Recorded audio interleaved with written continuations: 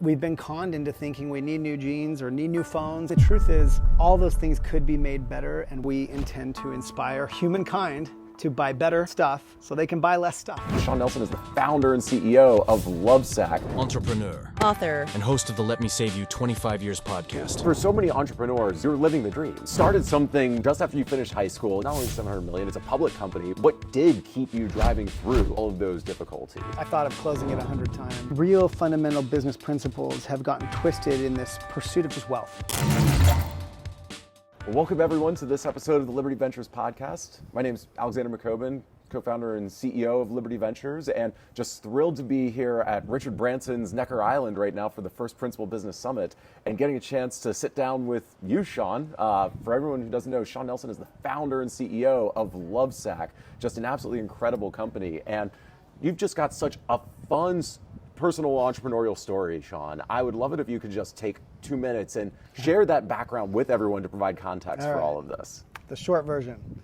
Let's see. Lovesac began in my parents' basement in 1998. Actually, I made the first sack 10 days out of high school in 95. Thought it'd be funny to make a giant beanbag. And used it, took it out. Everyone wanted one. Where'd you get that thing? It would fill the bed of a truck. Put it away to go serve a mission for my church, learned Mandarin Chinese for 2 years, came back, found it again, back in college, pulled it out to go to a drive-in movie with friends, and everyone wants one again. So 1998, founded the company to sell to friends and neighbors. These giant, they're not beanbags, they're full of chopped foam, and they're really comfy, and everyone loved it, and loved the brand, and loved the product, and it was my side hustle through college.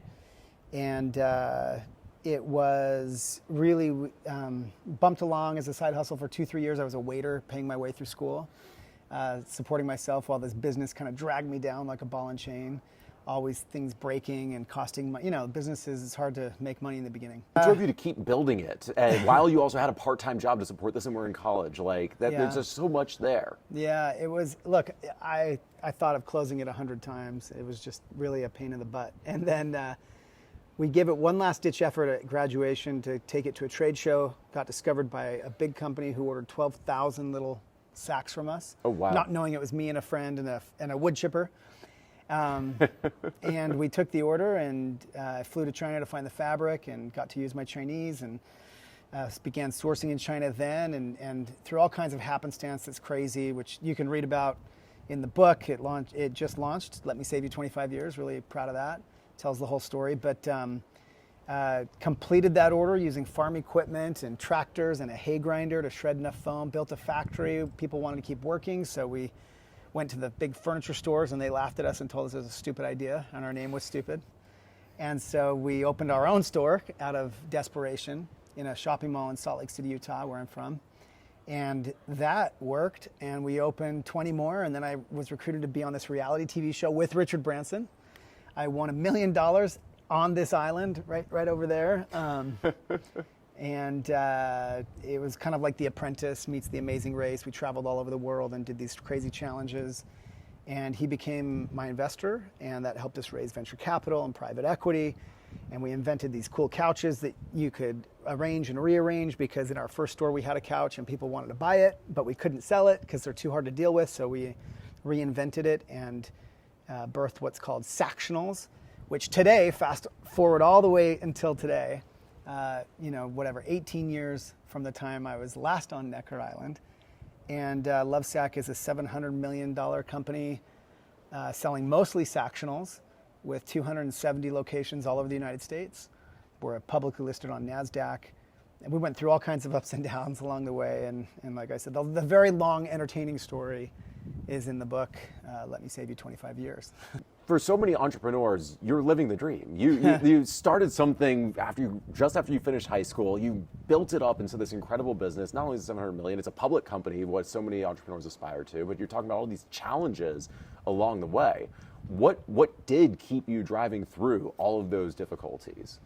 Yeah, like I said, when I said I've thought about walking away 100 times, it wasn't just in those early hardest days. I mean, there have been hard days. In the book, I share this one moment where we were about 70 million in annual revenues, and I was I was teaching at a university in New York. We were living on the East Coast. We'd moved the company near New York City. And I remember standing in front of my students feeling like a total fraud, because it was before we came public. Lovesac wasn't quite profitable at that time, just break even. We were running out of money. Our private equity group had no more money to invest. And I thought, how could my business feel as fragile at 70 million as it did at 7 or 70 bucks? You know what I mean? Like and now today at 700, ironically, there's still all kinds of challenges. Competition just gets fiercer. Legal craziness as a public company, of course, all the time. It's just never-ending crucible of toughness. At least that's been my experience. And thankfully, we've had a lot of success and we're profitable and we employ a lot of people. And I won't begrudge it, but business is hard. Business is, as I say, business is a contact sport. People get hurt, sometimes inadvertently, of their own volition. It's just a tough thing. And I think it has a glossy exterior. You do really well. You could buy an island someday or something crazy. But it comes at a cost. And thankfully, I don't know. How did I get the impetus to keep going? My mom, in one of those moments, once asked me, I asked her what I should do at a critical juncture where really maybe I should walk away for lots of reasons. And I explained all of the nuance and I explained all the troubles that I would face going into this bad time at one point years ago. And she's not a business person, but she said, well, you can quit or keep going. So, I mean, those are the two options at the end of the day. Two options every day, just to get out of bed. And I don't mean to sound like a depressive. My point is we face these. It's really that simple when it comes down to it. So I just kept going. I don't have a better explanation than that. And gratefully, we're doing great, and I'm really proud of what we're building. And frankly, what's crazy to me is 25 years in, I feel like I could go 25 more. I feel like we could go 25 more and do all kinds of things now that we've figured some stuff out. But it's still not. It's still, there's still always troubles. There's still always work to be done. And so you're never out of the woods, no matter how big you get. Well, it's because, as you said, every day we have a choice. Do we stay in bed or do we get out of it? And then when you get out of bed, you're going to face troubles. You're going to face challenges. That means that we're alive. That's part of the journey here. Yeah. And I want to talk about the next 25 years in a couple of minutes, but you do have your book out now, Let Me Save You 25 Years. And I wonder if you could just share a couple of the highlights with us here. What are some of the things that you want to teach other people to save them that time? So it's a unique book. I read like every business book. Books have been my mentor. And I wanted to write something different because I've read so many and I love them all. I've learned, but just to do something different. It's large. It's got full-size images. It's more like a coffee table book. You can read the whole thing in 90 minutes. It's very short. And it tells the whole story of Lovesac in some painful detail, actually. I tried to be really vulnerable with it and honest. But it has a story, and then it has like a lesson learned from that story. So I share these 25 years, 25 Shawnisms, I call them, from just do something, Shawnism number 1, all the way to the final number 25 is pair top ambition with infinite patience. Because, as I've at least modeled, I think that it's easy. I've had to I share this in the book. There have been people along the way that I've had to encourage to be patient. People that work for me, people that want their career to grow, but the company's not there yet, and I want them to stay. So I have to set, and it's hard as a person of ambition to say be patient. It feels antithetical. That's right. But here I am, more than 15 years after inventing that couch, and 90% of my sales are still couches. We could have done 100 products, but actually that focus on one thing, at least in our case, has been the reason we've been so successful in that realm. And I think we have the best-selling couch in the United States of America right now. And so, and we're highly competitive. We have the highest gross margins in our category. We're growing when no one else is growing right now. And so my point is, I think there's real magic when you can have top ambition but not be impatient. Now, I'm still driven day to day, but in the long arc, I've learned to roll with things, and take the time to build things well. Well, of course, when you have ambition, you want it to happen right now, but these things take time. And that actually reminds me of a Bill Gates quote that most people overestimate what they can accomplish in 1 year and underestimate what they can accomplish in 10. Yeah. But if you stay focused on what your ambition is and give yourself the time for it, Yes. what you've built is just absolutely incredible. Yeah, and for me, as I observe, I'm disappointed with the state of the pop culture of business. I love that even a book like mine, it's just there for the taking. When I was getting going, we were bootstrapping before that word existed.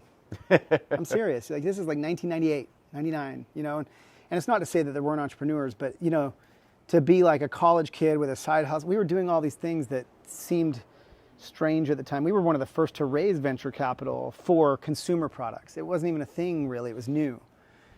Tech was just, as we know, it was just getting going. What's my point?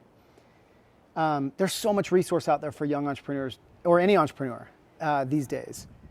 And sadly, though, with that resource comes all kinds of twisted perceptions. I read every other articles about how much money someone raised. How much money someone raised? That's how much money you essentially borrowed to go do your business. Why aren't we talking about how much money you're earning or how much money, and I think it's so fashionable to build businesses into the billions that don't even make money. And everyone cites Amazon as the example. Sure, but Amazon is once in a century, in some way, in many respects. And I just believe that real fundamental business principles have gotten twisted in this pursuit of just wealth. I'm looking for an exit. Everyone talks about exits, and maybe, we'll see. History will tell. Maybe I should have exited and surfed more. I surf plenty, and I play with my 4 kids plenty, and I enjoy my life plenty, but I love building at the same time, and I'm proud of that. And what I've seen and what I think is a common understanding in business nowadays is that the best entrepreneurs are the ones who are passionate about what they're building. It's not looking for the exit. It's just saying, here's a problem, here's a product that I absolutely love. Yeah. And that's what I'm getting from you, that you are just driven by your products and your mission at Lovesac right now, which we haven't even gotten into yet, which we should. Yeah. But that's what's driving you. It sounds like is your advice to other entrepreneurs who may be listening to this, to have that passion and think about that rather than the exit. Yeah, I think even if in the back of your mind an exit is what you want to achieve, when you can look your own partners in the face and be like, I am in for as long as it takes, that is so much more motivational than, I'm trying to buy a boat or something, or an island. No one really wants to hear that. Perhaps some VC who wants to, pump you up wants to see that kind of ambition, but to really, really build a culture, man, there's something powerful about everyone, including especially the founder, being all in, no equivocation. And if an exit comes, it comes, and we'll deal with that then. And I just think that is so much more powerful, in my opinion, and culture accretive than talking about raises and exits and all that kind of stuff. I absolutely love that, and want to actually dive into what your purpose at Lovesac is and how that's a driving force for what you're doing and informs the culture that you've built as well. Yeah, so it took us a long time, and our purpose has evolved over time. We've stated it and restated it a few different ways, and I think the one that we are on in this chapter of our life will stick for a long time because it will take us a long time to fulfill it, and that is, at Lovesac, we intend to inspire humankind to buy better stuff so they can buy less stuff. And obviously, we would love to provide a lot of that better stuff. And we started with couches, better couch, better solution. It's washable, changeable, could be with you the rest of your life. My Sactionals pieces, some of them are 16 years old. They're older than my children. They've grown up on these things. And they're mated with brand new ones, and they're mated with Stealth Tech, our hidden surround sound system. And we keep inventing things that are reverse compatible with the pieces you already have, which, by the way, almost no company does that. Instead, they tell us your device is old and it needs to go and a new one needs to come. And we're the opposite. We want you to keep your stuff forever. And we'll do other stuff. We have to, because by the way, if we're radically successful, then there are going to be fewer couches sold on planet Earth. We will shrink our own pie. So let's move on to another product and another product and another product and grow this business to be huge. And that didn't come in a day. I just started making beanbags, as I told you. Then we started making couches because people wanted to buy the couch. And from that chicken came the egg, as I like to say, of Design for Life, which is, we realized the reason our couch is so successful is because it was built to last a lifetime, but it can evolve with you as life changes. I'm very open about it. That's our design philosophy. And the reason I'm open about it is because I don't expect lots of other companies, frankly, to do it this way because it's hard. Like for us to reinvent a product, truly reinvent it, not just like make something else and put our name on it, but to reinvent the way that thing is used, like Sactionals reinvented couches, it takes years. You get patents for it. A lot of great things come of it, you know, but it takes years, and so it's a harder path. It takes time. And it takes time, and so time is part of it. But I'm all in, and it's funny because I used to talk about my exit. You know, I used to have a 2 and 3 and 5 year plan, and now I'm 25 years in, and what's weird is I'm just as passionate about going 25 more if I have to, and I ultimately, if we can achieve what I described, we will be so successful, and I mean profitable and winning, that actually other companies will be compelled to do it like we do it because it works with people. It works with consumers. It's competitive. And I want that because that will pull others into making better stuff as opposed to all the garbage that is surrounding us today, because it's hard to even find good stuff because it's been a race to the bottom on costs for lots of reasons that we're all pretty familiar with. And also, we've been conned into thinking we need new jeans or need new phones or need new, when the truth is, all those things could be made better and would be if we just lived a little more consciously. But the stuff also has to be there. So anyway, I'm hoping we can drive the movement of people buying better so they can buy less. I'm hoping we can create the better. And when those two things meet, and I think it aligns with a lot of things happening in the world and the way that people feel actually in their hearts. And we'll see. But that's my mission for the next 25 if it takes it. And I'm inspired by that. I hope the other entrepreneurs here are inspired by that as well, thinking about what they're building as being such high quality that that's designed for life for other people as well, because that's really what you're also inspiring. It's not just stuff you're creating. Yeah. You want other business people, other businesses to do more of this as well. If I'm sincere about what I'm trying to do, then I have to. And that's the reason I talk about it. That's the reason I share it. That's the reason I open source it. At the same time, beyond that idea, which is just one realm, like today we've heard from medical device companies and investors and real estate, who knows what. There's so many ways, there's a million ways to make $1 million. But in my realm, I found this purpose that is motivating, not just for me, but for everyone who works at Lovesac. It's so much more motivating than like, let's make the founder richer. Or let's make the investors richer, and we'll do that too. We'll make those investors plenty of money. But my point is, we didn't wake up with that purpose. In fact, it took us years and years to discover, but that's okay. We built a good business, a business that got to employ hundreds and eventually thousands along the way. That's good in and of itself. And it's okay if you can't identify that clever purpose. We had the chicken long before we had the egg, but now we have the egg. And now we will use it to grow other chickens. And look, it's a clumsy metaphor, but I think sometimes we run around chasing a purpose, and I don't know what my purpose is. I'm supposed to have a purpose. I'm supposed to have a mission, whatever. State those things, try on those things, use those things, but roll with it. Not every day. Like, we don't change our strategic guide every day. We treat it like the Constitution. We update it very surgically and carefully, but when we do, we then utilize it. And anyway, it's something I really advocate for, regardless of what realm you play in. Shawn, this has already been absolutely amazing. Thank you. I've just got one last question that I like to ask everyone in this context. I always say that the best way for you to learn something, to build a relationship with someone, or just connect with the person, is to offer some kind of value for them. If you're going to reach out, don't just ask for something, offer to do something. And so I'm curious, if anyone listening to this wants to connect with you or wants to learn more about this industry or how to apply this Design for Life philosophy to what they're doing, what could they reach out and offer to do that you would be excited to receive? Thank you. Number one, check out the book, Let Me Save You 25 Years. All proceeds are donated to the Future Business Leaders of America. I'm not taking any money for it. I just put it out there because I've learned things the hard way. Maybe you could shave off a decade or two. The podcast by the same name has some amazing guests. Let me save you 25 years. Amazing.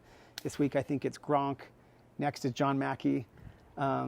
So check that out and slide into my DMs and ask me. You know, I text and DM with customers and entrepreneurs and influencers all day long. I try to be as available as I can be. And I would appreciate them, if nothing else, as I say, buy better stuff and buy less stuff. That's really what I hope for you, regardless of if it's my stuff. Shawn, thanks for being who you are, what you're doing, and for sharing all of this with the community. I really appreciate it. Thanks for having me.